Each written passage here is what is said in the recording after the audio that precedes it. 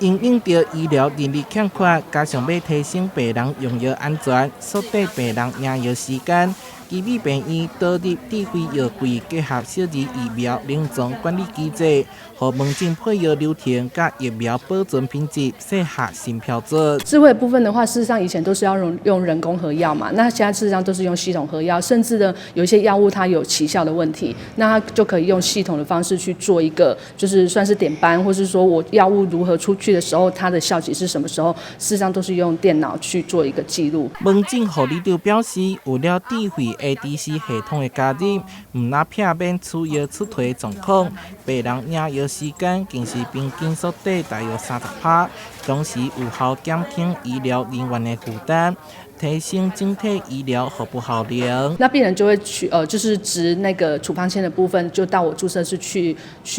就是报到。那报到完之后，我的护理师就会拿到他的药签，那直接就是确定药师那边有核完药。事实上，他都在远端核药，我也不用一定要特别先确定，只要用系统直接扫描，他如果没有核到药或是尚未核药，他也会提醒护理师，我药师这边还没好。护理师透过简单操作，就会当精准分配药品。智慧药柜甲疫苗临床管理结合了后，会当追踪疫苗的配合含效期，建立完整的温度记录管理系统，有效防止疫苗失效也是误用。基美病院未来将持续扩大智慧医疗设备的应用范围。台湾新闻社会采访报道。